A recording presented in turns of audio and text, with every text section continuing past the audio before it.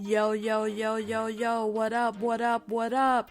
I am your host, Sherelle, and welcome to the I Be Trippin' with the Lord podcast. Join me as I confront my issues with life and culture and work it out through faith. And let's celebrate my favorite Christian hip hop and rhythm and praise music while we're at it. I hope you're ready, 'cause I be trippin' with the Lord. Let's go. Yo, yo, yo, what up, what up, what up? What up, everybody? What's going on? What's happening out there? Welcome back to the I Be Trippin' with the Lord podcast. I am your friend, your sister, your host, your homegirl from around the way. My name is Sherelle, and I want to welcome y'all to episode number 44 of the podcast. What's going on out there, fam? How y'all feeling? How you doing? What's going on with your life? What's going on with you? Are you okay? I hope so, and I want to thank y'all so much again for tuning in to another episode. Again, this is episode number 44, and yeah, what's up, y'all? How y'all been doing out there? So listen, we're gonna have an awesome episode on today. Today is all about y'all. Me and my husband celebrated 10 years of marriage. Oh my gosh. Oh my gosh. Shout out to 10 years of being one with my husband, my boo. 10 years of being together. It has been a long, adventurous, crazy, wild, up and down roller coaster ride with him, but I am excited that we have made it. We had a great a great weekend, a lovely weekend together. We had a lot of things that came up this probably the past 2 months.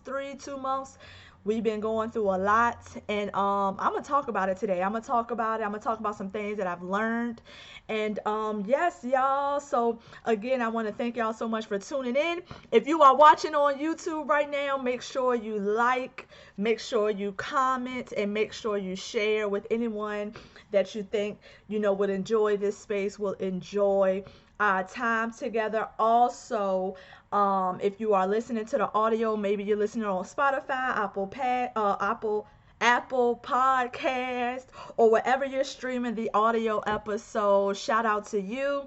Make sure you rate the podcast, rate the episode, and leave a comment. Of course, y'all can always hit me up directly and email me for anything. So you can email me at support@pinkiesgembox.com for all inquiries. If you have questions, suggestions, you would like to work with me, anything like that, just hit me up at support@pinkiesgembox.com. So yes, y'all, yes. So if you're watching YouTube, listen, it rained today, y'all. I was all, I had my hair down, my silk press blowout thing is on its last leg, so I wore it down for one more weekend. And when I say I went to the store and it rained on me, it rained. And so now my hair is like puffy, so I had to throw on a hat for the episode. So that is why I'm looking like this, and I'm just so irritated. Oh my God. So yeah, y'all, I had to throw on a hat. Hair done got rained on, but that's the beauty. It's the beauty and the curse of being natural.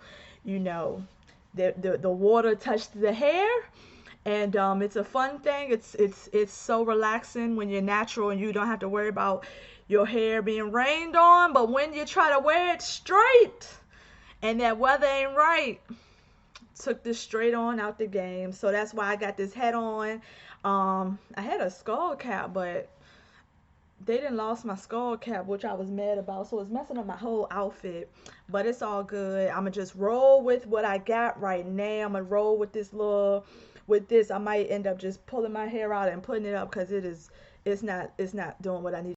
But anyway, so yeah, y'all, yeah. So we celebrated our 10-year anniversary on October 20th, and when I say it has been a long, long um journey to get there. And it felt like a birthday. It felt like a, you know how people like go through these crises when they turn 50 or 60 or something, even 40. I think people go through something when they turn 40. um I felt like we went through something. Turning 10 as a marriage, we went through something, and it was like, it was a lot. So um it started it started to hit me when we went to Atlanta for A Woman Thou Art Loosed. We went to Atlanta, and the conference was everything I needed. That was like, I mean, just take me back. Like, take me back. That was like one of the best times I've ever had. And, the conference was great. But while I was having the best experience at the concert, the me and my husband had like a weird time, and we were not vibing. We were not connecting. We were not I was glad that he bought me the ticket, that he took us down there. We drove or whatever. So we got to spend time together, but we were not connected as I thought we were going to be. And I had to call him out on it. And we had a heated discussion in Atlanta, one of the nights, and it was interesting, that it was like that we were kind of like, we wasn't in a good space when we left. Like, I was good because I had got filled. I had spent good quality time in the presence of the Lord. I felt like the Lord was really releasing a word over me and like speaking into my life. But felt like I felt like my husband, me and my husband wasn't connecting, right? So we had a heated discussion while we was in Atlanta, and then when we got home, we had more discussions. And so the past month, I would say the past month, maybe a little more, we have been having some heavy, real deep conversation, and it's been like very reflective of us. We just are really we have been trying to like really, you know we've been trying to like really, take a hard look at each other and look at our marriage and decide, like, are we on the right path? Are we on the right track? What this anniversary did is it made it 10 years is like a lot. And 10 years is monumental. You know what I'm saying? Like a whole decade. And it made me definitely like just go into deep reflection about, all right, where are we? Is this on the path that it should be on? You know what I'm saying? Are we doing as well as we should be? And it just started, you know what I'm saying? And so when we had that heated discussion in Atlanta, I was like, wait a minute, are we really where we say we are? Like, are we really, we not connecting? Like, it was real dry. Like, I was, I was glad to be with him, like, but it was like when we was alone, well, it was like we was having a decent time, but when we were alone, when it was time for us to have our alone time, it was like super dry. Like, it was super, lazy. It was super not, we wasn't, I felt like it was just a distance, you know what I'm saying, where we should have been up under each other. There was a lack of, intimacy where we should have been like at the, you know, we had the opportunity, like the kids weren't there, like we had the opportunity to like get real intimate, and not just sexually, I mean like actual one-on-one connection, one-on-one bonding. And I felt like I was looking like, what's happening here? Like, why, why is it so dry? Why it feels so like, why we have intention at this time where we should be having like, we should be leaning in. Like, this should be like a joyous occasion to be together and be alone together. And it's like, dealing with somebody that you don't know. It was like, it was real, like, it was like that. And I'm talking about like a month ago, yo. I'm talking about like not long ago, a few episodes ago. That's how it was. And so, like I said, we just been having some hard conversation because I realized that, like, when you are just doing life, when you are, you have these responsibilities, when you have this schedule, as far as going to work and being here and doing this on this day and this day, when you have, all these things that you are responsible for, business and creative, being a part of this, and having friends and having family that you also tend to, and having children that you have to tend to, and having, just all these facets of life that you have to be on top of, that you have to handle, that you have to go through. You kind of settle into your days, right? And your days as a family can be just, it kind of like routine. And then if you're not on top of, if you're not paying attention, beyond the surface, beyond functioning, if you don't pay attention to what's going on in your spouse, what's going on in your relationship, it's very easy for things to slip. It's very easy for things to go over your head. And therefore, like I said, when we do have time alone, when we do come to be intimate together, it's nothing there to draw from. You know what I'm saying? Except for because you're not doing the daily work. You're not doing the daily take care of the kids. You're not doing the daily assignments. You're not going to church together. You have this free time, and it's like, what do you do?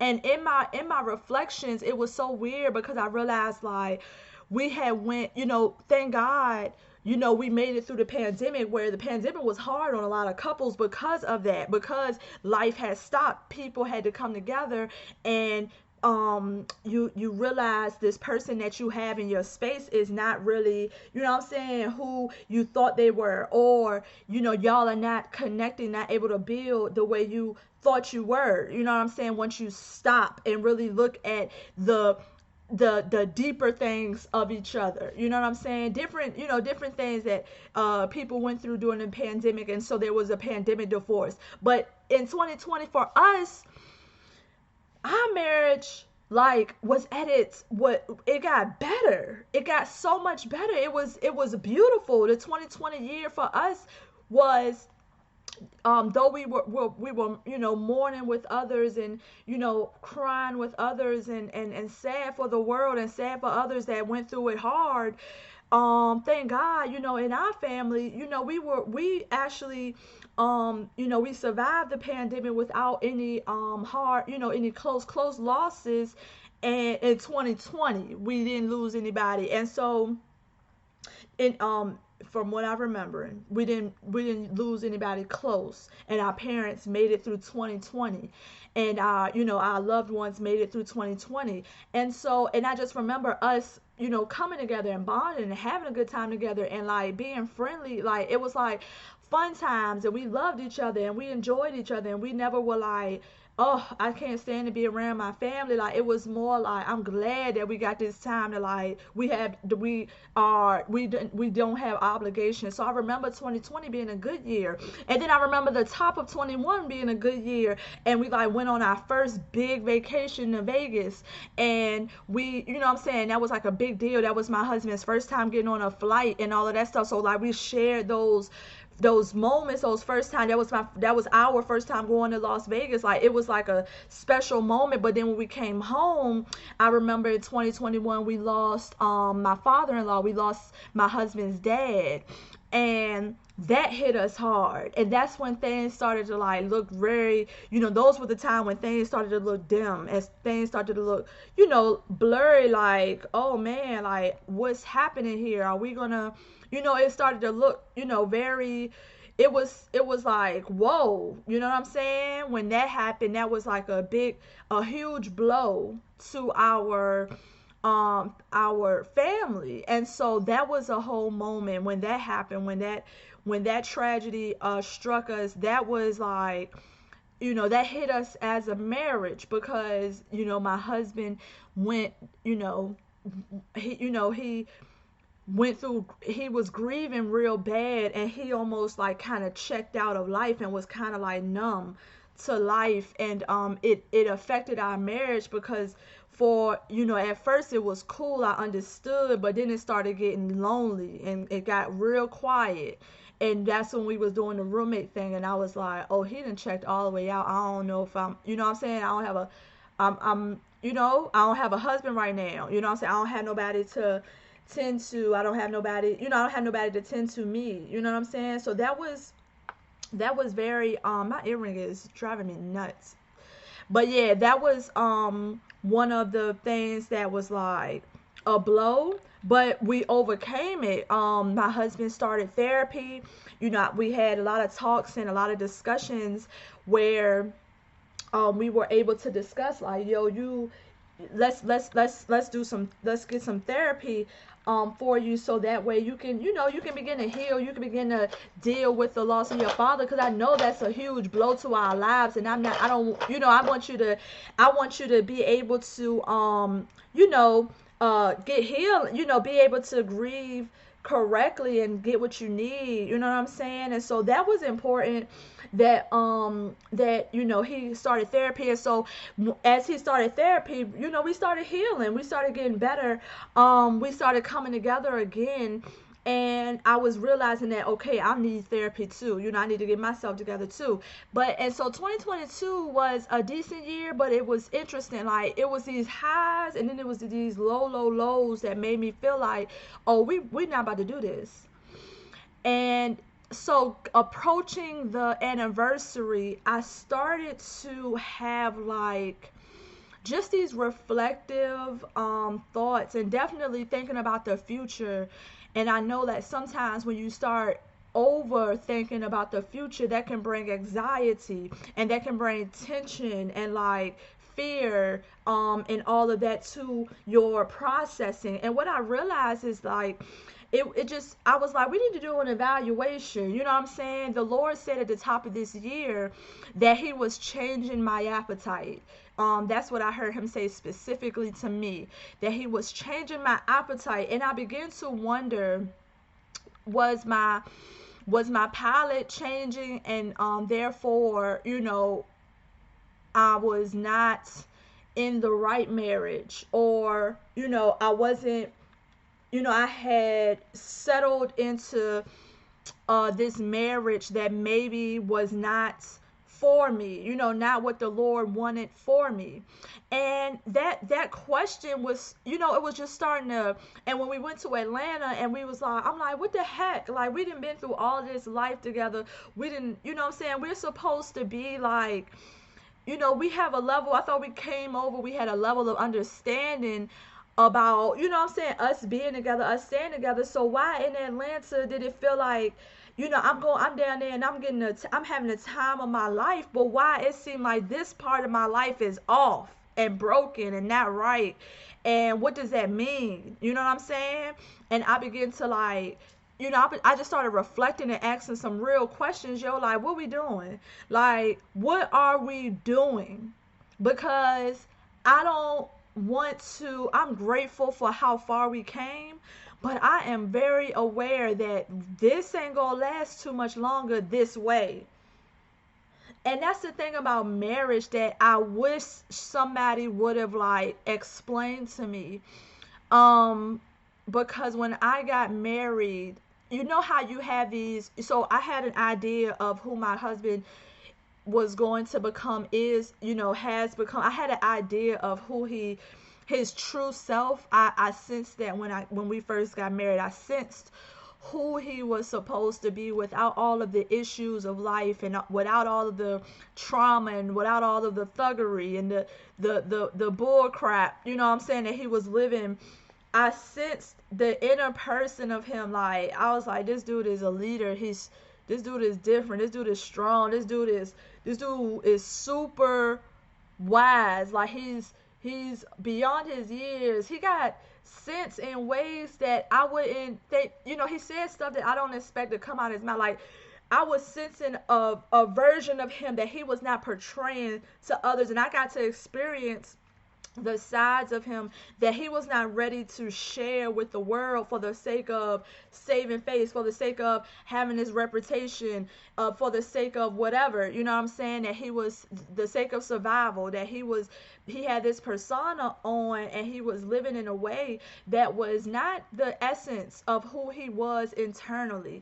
And so that is why, one of the reasons why I believe that we connected, and like, I was able to break through, because I got to see that and experience that. I recognized it immediately, and I was able to I was able to tap into that side of him. And that was, almost, even I questioned that, like, approaching our 10 years, I questioned that, like, did I, you know what I'm saying? Like, was I supposed to, be as close as I was to this person? Or was he just a momentary, you know what I'm saying? Was he just a moment in time, or what? Like, all these questions just started coming up as we were approaching our 10-year anniversary. So the past month or so, we have been having some very, very hard conversations. And I have just been asking the questions like, one, what are we doing? Like, because like our story of, like, overcoming all of this hardship, overcoming, like, this type of love, this street love. Like, remember, I believe I told about our story before, but we came from, like, we was hood love. Like, I stuck with this man. Like, I met this man. He didn't have a job. He didn't have nothing. And he was thugging on the streets. Like, he was really, like, you know what I'm saying, just living a street life. He didn't have all of that. He didn't have those goals. He didn't have a plan. He was just, like, surviving day by day and living his life. And he was smoking and drinking. And me, I was just somebody that was just dipping in, you know what I'm saying? I was trying to build a life, but I was also in the clubs and just trying to, like, party it up around, just messing around this city, the city where I live. And so we ran across each other like that. But and then we went through, he was on a run, and then he went to prison, and though I wasn't faithful through his prison run, we did, we stayed connected, we were together. I mean, I still could, I still I still stay faithful, to our relate. Like, we were still together, kind of, we were still connected, but we weren't, he wasn't home, so I was living life. And so, yeah, so during that time, you know, but we stuck it out, and when he came home, we got back together. And then when he came home, we got pregnant, and I had my son. And then he went to prison again, because he violated, due to getting a ticket while he was driving. He got a ticket, and because he already was, like, had time over his head or something. I can't remember the name, what it's called or whatever, because he violated a parole, because he was still on parole when he got pulled over, just for a regular violation. And when you're on parole, the police can't deal with you at all. Like, anything is a violation. Like, if they stop and ask for your ID, that's a violation to the parole. So he got pulled over for, like, busting a U-turn or something at the wrong spot or something like that. And then he was also a couple of points over the limit, over the drinking limit. So he went to prison again, and for like a half a year. And after that time, I completely disconnected. I was done. You know what I'm saying? At that point, I was done. I had my son too, and that was like a no. Like I was, that was one of the things that I did not want, which is to, have a broken home and all of that. I did not want that. So once he did that, I thought that was so irresponsible that I just disconnected during that stint, and I didn't deal with him during that stint. I was cool with his mama and his family, but I didn't deal with him directly because I just thought that was, that was a little reckless. So yeah, so we went through that. Then when he came home, we got back together again. We eventually, moved, got into an apartment and all that stuff, and we went through all these ups and downs, like where I was working and he wasn't. It was hard for him to get a job, and then finally he started getting on a. It like started picking up where he started working and started getting jobs and started getting odd jobs, and then he started getting decent jobs, and then he got jobs that was paying more. So now he's contributing well to the household, and then we built up like over the years, got different moved where we needed to, and we got different apartments, we got cars, like it's like we progress, like you can see the progression. And so just reflecting over our 10 years, I'm grateful for the progression, because we literally went from that hood love, that ghetto love, that that street love, to like really trying to be law abiding citizens. Like I went from supporting and just riding with my dude that deal drugs or whatever, to like, okay, now we gonna walk this life out with Christ, and we really gonna be a part of church, and we really gonna we're really gonna be we're gonna be ministers, and we're gonna help the marriage ministry and stuff like that. And so I'm like so in my reflection, I had to realize, like, you don't get so far off that you forget like the beauty and and forget to have gratitude for the progression. And that I am grateful. Like I thank God like for the progression in our lives, in our marriage, like where we came from, where we couldn't. I remember the days we couldn't afford $600 rent. I remember that being a strain for us, and now it's like, Lord, $600 would be great if we were still. I wish, like, boy, inflation ain't no joke, but like to be at a place where financially we are not, we're not in that space where it was like every dollar, it was like dire. It was like we have, no emergency funds or nothing, like to be now in a space where we're doing and living much better, and we're still progressing, right? But the people that we are also different. And that's the scary thing. And that's what they don't tell you about marriage. That the beauty of this little, this dude that was what, 25 or something, 20, somebody do the math for me, 25, and I was what, 18, and I was I was able to eat McDonald's every single day of my life and not gain a pound. You know what I'm saying? I was able to drink, and I was driving all over the, just driving everywhere and like just rolling.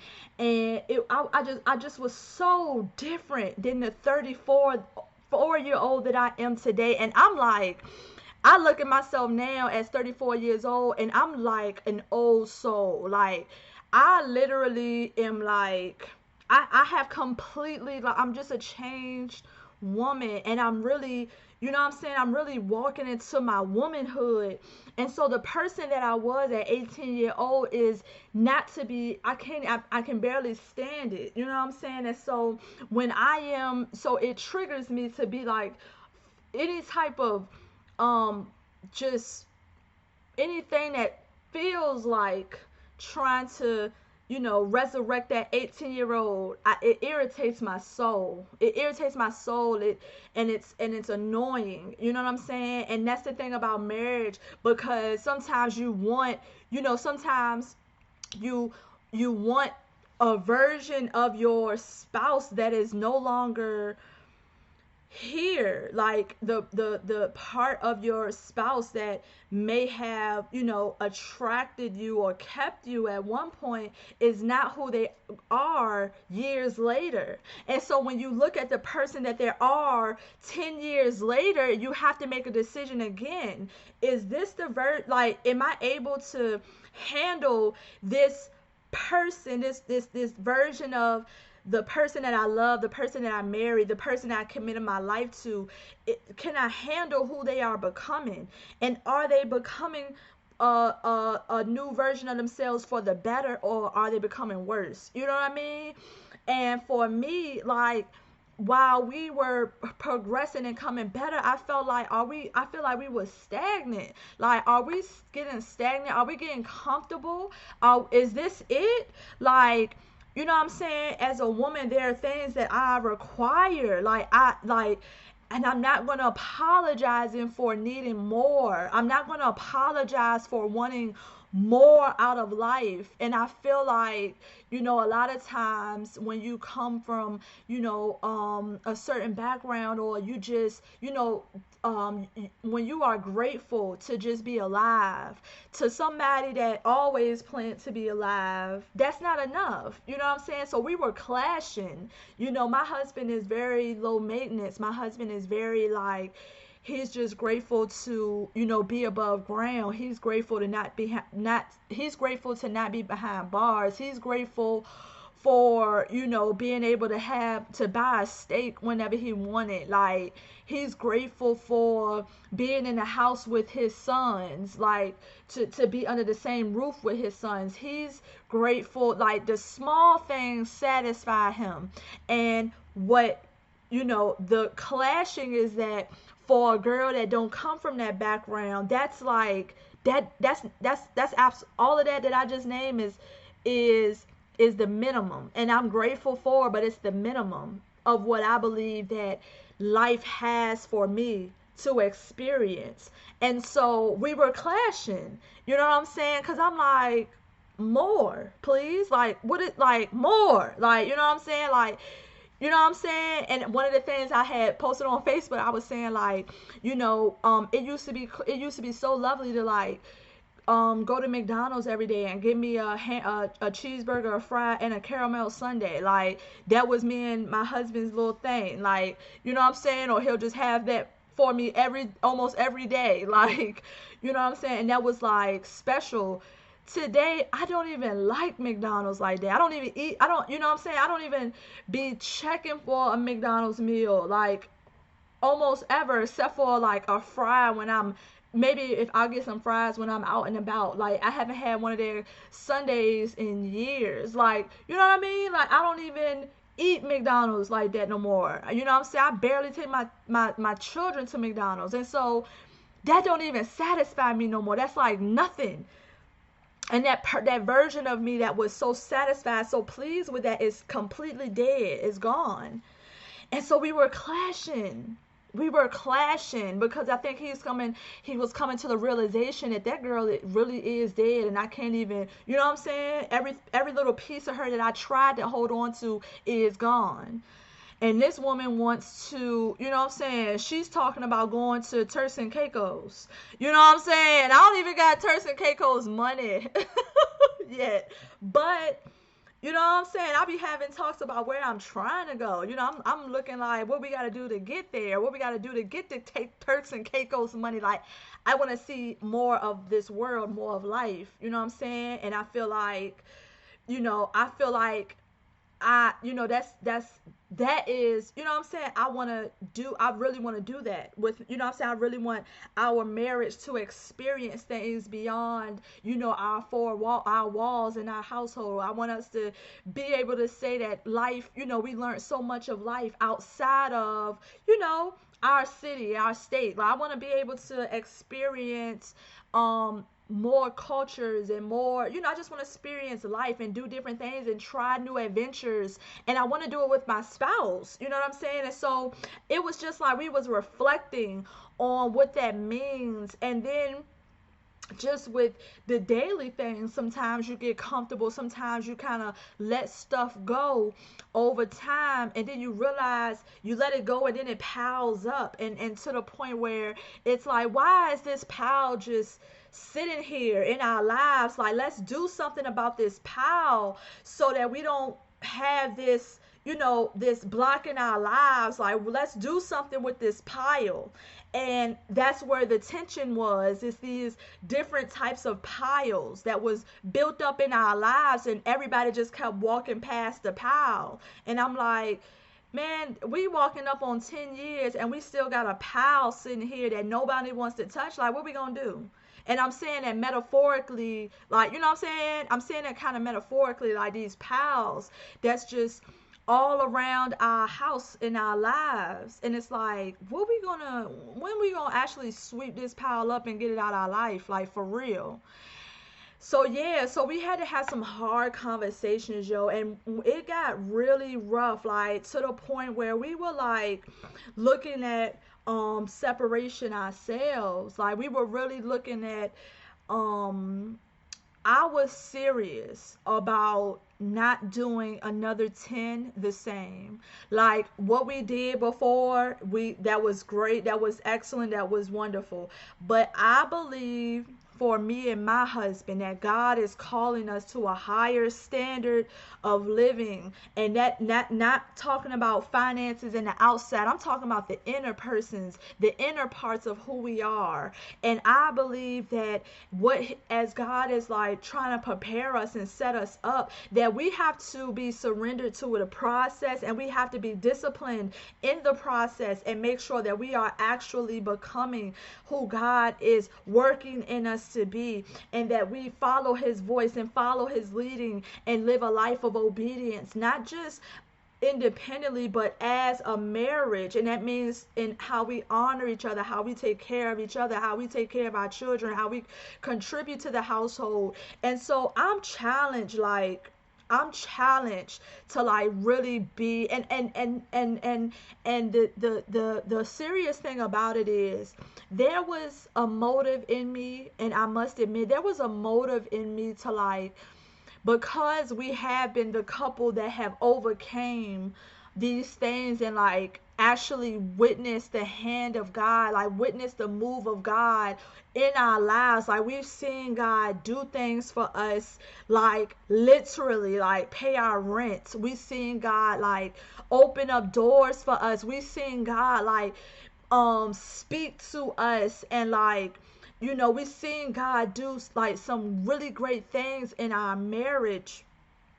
But one of the things I admit is one of the motivations, like just going through all of that stuff, I'm like, I wanted to be like, how we talk about goals or or power couple and all of that.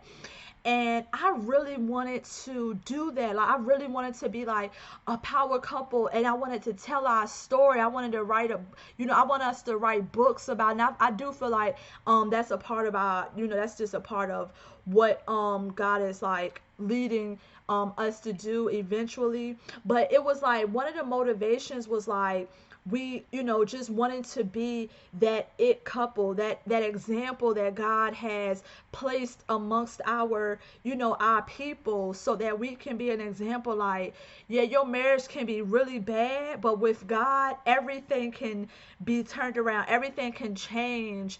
And the motivation though for both of us, I believe, started to be that example. And what I realized is like, after our conversations and like really like just praying and crying out and asking God, like, I'm realizing that I don't, and like, and also being like always being the example of like how we overcome. I realized though, approaching my 10 years, that I'm off that.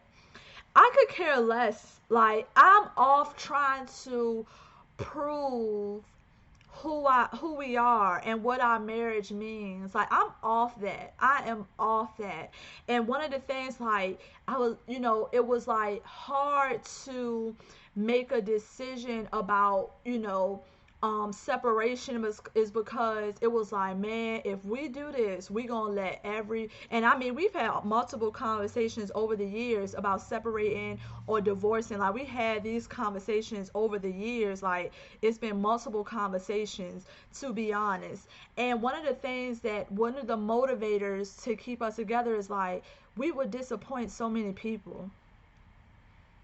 It would be like a disappointment to our community, and it would be heartbreaking, not only to us but to everyone that knows us, and it would absolutely change the dynamics for all of our lives, you know what I mean?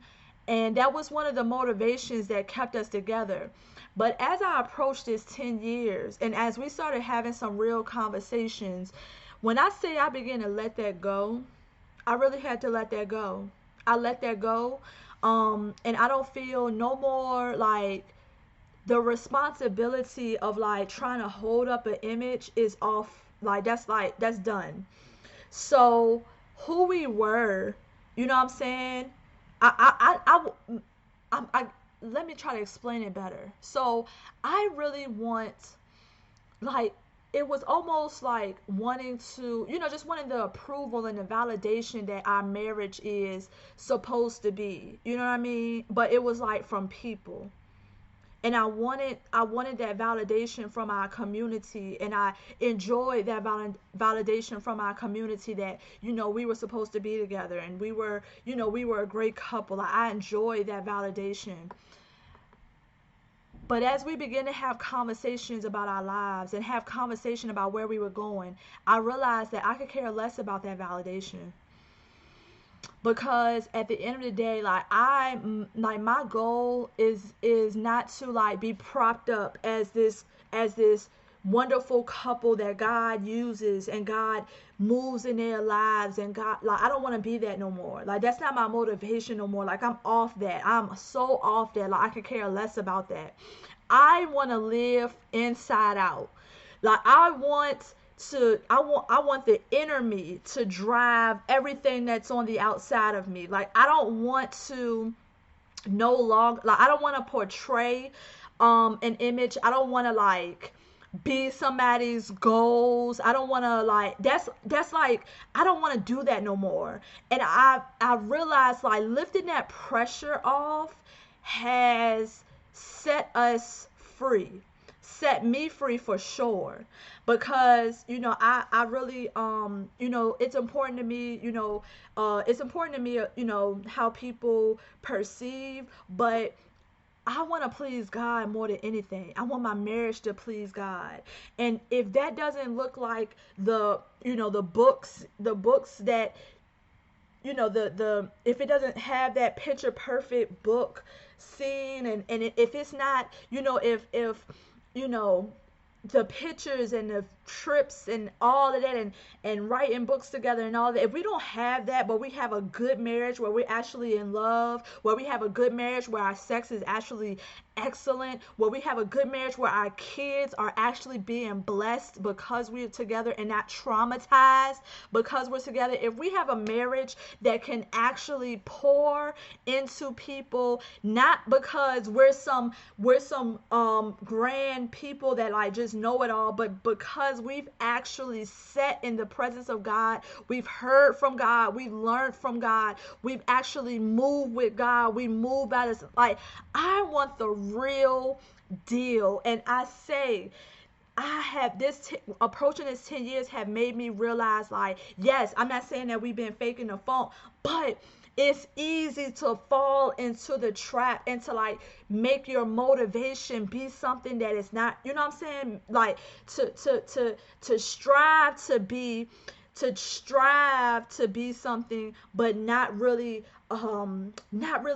be that at the core, not really have God on your core as your focus. You know what I'm saying? Kind of like add God on top. And like, even with marriage ministry, like, I have I decided early this year that I was like, well, I knew last year, I was like, I believe our marriage needs more pouring into than it needs than we have to pour out.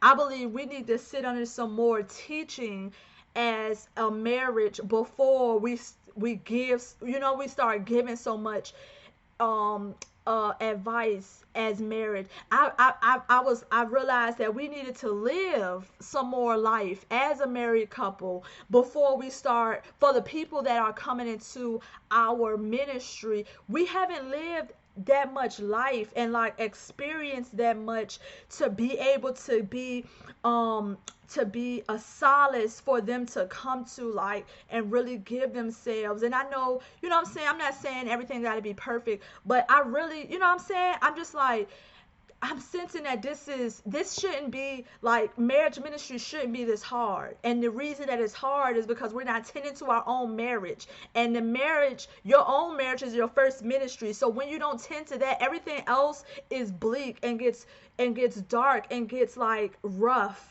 when you are not attending to your own marriage. And I've realized, like, and so the beginning of this year, I told my pastors, like, listen, after this year, I can't do no more. You know what I'm saying? Like, I can't lead this ministry if it's not real. You know what I'm saying? If it's not that it's not real, but if we are not who we are as as marriage ministers, if our marriage is not is not fed, is not being worked on, then I can't help others work on theirs. You know what I'm saying? Like, so we sat back and we kind of like, I just been like, you know what I'm saying? And so we have switched where we are just going to assist our pastors and glean up under them, but we're going to allow them to lead that ministry so that there can be a fullness, a robust ministry where the leaders are not like holding on by threads, but actually their marriages actually that the ministry is blessed by their marriage. And so I just realized, like, we needed work we had personal work to do. Also, as sometimes when you're married, you realize that, you're just going and going, and you're not tending to the very ones who are the ones that come out of our marriage, which is our children. And I realized, like, our children are at a really, that all their stages are important, but our children, we have to make sure that we are tending to our household. And so I was like, we gotta readjust, because our boys are like growing, and our boys are growing fast. And if we don't tend to them, we're gonna be crying when they are away from us, and we're going to be stressed out when they are away from us, because we're not pouring, we're not doing what we need to do. We're ripping and running, and we have all these things going on. We're trying to go after business and going after ministry and going after this and going after that, and we're not tending to them. And I don't want a life where I don't tend to my children. Like, that's like irritating to me. That's like, I don't want to be a lazy mom. I don't want to be that. I want to be attentive mom that's intentional about my children. And so that means laying down some of those dreams and waiting. You know what I'm saying? Waiting for my children to actually be of age. And that means laying down, trying to take on, extra stuff when I have a ministry of 2 children that must be tended to. Otherwise, everybody else will suffer. You see what I'm saying? And so, yeah, so this 10 years of marriage, it just made me realize, like, the person that you married on day one is not the person that you'll have 10 years later. It should be a different person. And you have to be ready for that. You have to be attentive to that person, to know and to ask questions and to really get on the inside of their minds and their hearts, to know who are they becoming and what are they thinking and why they are thinking what they're thinking, and all of that. And it's so important that we just continue to have these checkup conversations.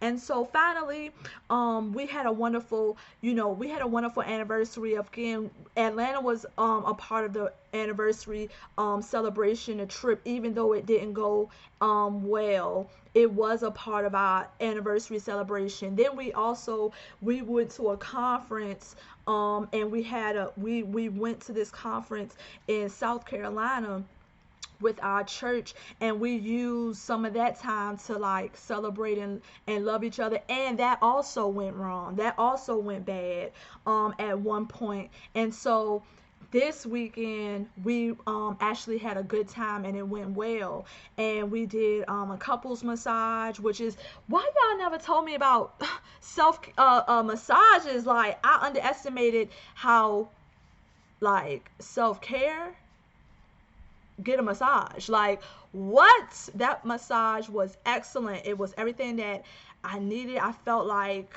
so much looser afterwards, and I realized like, yo, like this the environment, the place I went to, their environment, and like just the work that she did in massaging me, I was like, yeah, I think I need to treat myself to one of these more often. I need to be doing this at least at the minimum twice a year, but at the maximum at least once a month, and in between maybe every other month. But like, I need to treat myself to a massage because that was popping. So yeah, we did a couples massage, which was really romantic, really nice, and we had a good time. And then we went out to dinner, and that was nice. Like, we had a very nice weekend, and we had we had some real discussions. We prayed together, we cried together, we like we talked it out. Like, we had, we got some things off our chest, and we got a game plan. So one of the things, and if you're watching on if you're listening to the audio, sorry you can't see this, but if you're on YouTube, you'll see it. But one of the things that we did is we had to come up with a new set of vows, a new set of terms, covenant terms for the next 10 years. And I felt that one morning when I woke up, the Lord had kind of led me to do this. And because it was looking very bleak. Like, we was on our way, some of the conversations that we was having, we was on our way to separation for real. Like, I was really like, I was starting to picture myself alone. I was starting to like be like, it might be better if I just start building my life alone. You know what I'm saying? Start building a life where I am with, I'm by myself, because that's probably going to be, I can see that looking better than I do just staying married and doing the same thing year after year after year. Like, I'd rather be single. I'd rather disappoint the whole entire community, my kids, everybody. I'll disappoint everybody. And just, just because I know this would be the better route. You know what I'm saying? Like, I was having those conversations. Like, it was getting real. But one day I woke up after prayer and such. The Lord was saying that y'all have to come together and have a conversation about and I want you to write down your covenant terms. I want you to write it down. I want you to see it. I want y'all to really work on it together. And so we came up, it's about 3 pages of new commitments and new terms. Actually, it's 4 pages. We came up, well, it's just how I got it written out, but we came up with these new terms, these new these commitments that we are making to build the next 10 years of our life. I made it clear that neither one of us will survive if we continue to do the same things and like kind of just like just float through life without intentionality, without discipline, without like really making sure that we are on top of the things that God is calling us to, the behaviors, the patterns, the routines, the plans, the visions, all of that God has given us, the assignments, the calls, the love, and pouring into each other and honoring each other, like all those things that God has called us to. If we don't be intentional about it, we are not serious about it, we are going to look up 10 years later and be having this same conversation. And I don't want to do that. I don't want to do that. And so we had to write out all of our terms. We wrote out just a bunch of different terms and commitments that we have. And this is and we are realizing, like, and I wrote on here that this is not this covenant is this is not written as a terms of like a transaction, but this is the first step of intentionality for this stage of our marriage, that this is written as an action of faith that because this marriage is ordained by God and has purpose attached to it, that we will treat this bond with care, with value, with respect, and we are going to demonstrate to God that we are serious about his will for our marriage. And so that's what we did. And so we went through that. We had a discussion about everything, and then we signed it. I signed it, he signed it, and we had our kids also sign it because they are a part of this marriage. And so, and we wanted them to know that we are serious about staying together. And so, yeah, so cheers to 10 years to me and my husband. This marriage has taught me that we deserve to live a life that we couldn't imagine. Like, God wants that for us. And I don't know why God is so good to us. Yes, I do, because he's so good. He's good. That's why he's just a God who is overwhelmingly good, overwhelmingly wanting to bless us, wanting to love on us, wanting to, do just wonderful things for us. He's that good of a father, and he loves to bless his children, and he's just that type of God. He's just that type of God. He's that type of king that's just all good, and he wants to bless us, and he wants to love on us, and he wants to walk through us through the hard times. He wants to show himself strong and powerful and mighty in our lives and through our lives. Like, he enjoys communing with us as his children, as his son and daughter. And that was one of the things I told my husband, overall, even though we're married, I also see you as my brother in Christ. You're my brother in Christ, and so I want you to have the best life that God has for you. And I'm willing to do whatever it takes to make sure you get there. And if that means that you don't have the best life with me, then I'm okay with that. You know what I'm saying? I will, we can back up and put an end to this if that means that you're going to walk better and closer and more disciplined and more secured in God. You know what I'm saying? My marriage doesn't go above God. And that's something that I also needed to be reminded of and taught, that my marriage does not go above God. That that this marriage being together is not I don't believe that my marriage is the totality of my faith in God and my love for God. You know what I'm saying? And my commitment to his will. My marriage is an extension of that, but it's not the totality of that. And so if my marriage doesn't work, that doesn't mean that God is, that I am bad in God. I don't trust God and all of that. I used to feel that way.